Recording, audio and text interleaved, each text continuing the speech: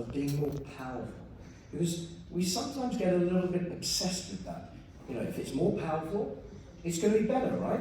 I mean, I look at my practice, for example. I've accumulated over time an awful lot of information and, of course, energy-based devices. Some of which I would say I can't be without. Some of which, if I had my chance again, and I'm sure I talk for most of you, I wouldn't go there again. Look, I've already had something. Davy, would you agree with me? Absolutely.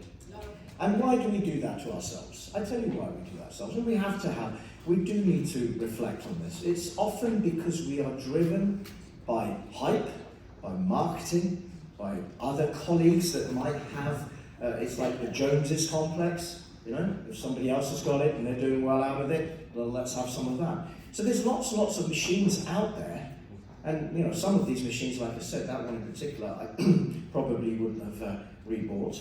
But the point is, most of these things are based on power.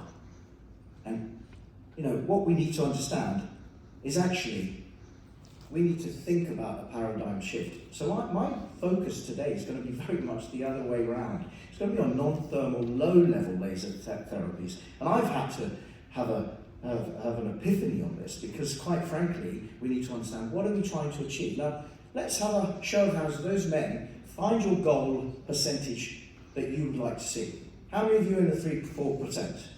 Maybe Dalvey? There you go. All of the above. 5 to 7%. Put your hands up. 8 to 10% that you would like to be, not where you are currently. All right? 14 to 15%. Okay, no, let's be honest. 20 to 22, probably nobody, and I won't even mention the last one. Females, 11 to 12%. Who would want to be in that category? 14 to 15%. Some takers there. 17 to 18. 20 to 21. Interesting. Now that's very interesting because often we get this wrong. Men think women want us at that 3-4%. What you'll find is actually most men, or sorry, most women actually prefer anything between 8 and 15%. And it's exactly the same the other way around. Women often think that we want something like 14 to 15%. And you know, it's quite interesting. So all of our patients are represented in that one photograph. Here's the sad news. We're getting more and more unhealthy as we're going through as a human race, and we're advancing. We're getting more and more unhealthy. Global obesity rates are on the increase. It's frightening. Over 1/3 of the American population are obese, clinically obese. Guess what? It's getting worse. The projections are showing us that we are only going to get more and more obese. So we need to wake up and smell the coffee here, because if not, we could fall victim, our loved ones could fall victims, and our patients can fall victim of this. The current market, we know, is obsessed by this. And in fact, I was quite surprised as to where fat reduction type treatments actually sit amongst everything else. You can see where we sit there. So there's definitely a market for this. We've already established that. What are we doing right now?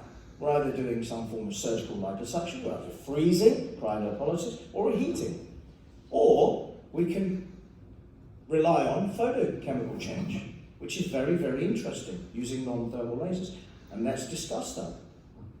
What are the pitfalls with cryolipolysis? I love the way statistics can be presented. So if somebody says to you, 25% of your fat will be reduced, sounds pretty okay. If I have multiple sessions, is there an cumulative effect? Well, 25% represents probably 1 to 2 millimeters of reduction in depth.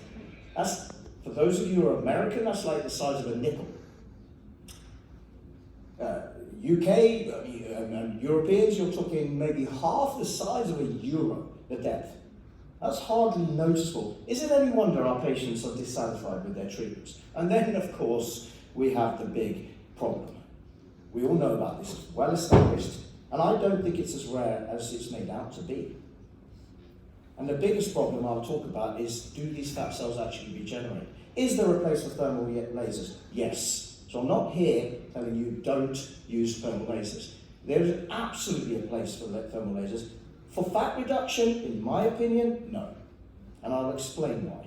But when we're talking about the dermis and maybe the subdermis, then for sure, there's definitely a place to be able to cook the tissue between 40 and 100, depending on what you're trying to do. You're using either CO2 full ablation, or you're relying on RF microneedling, high intense focused ultrasound, and so on.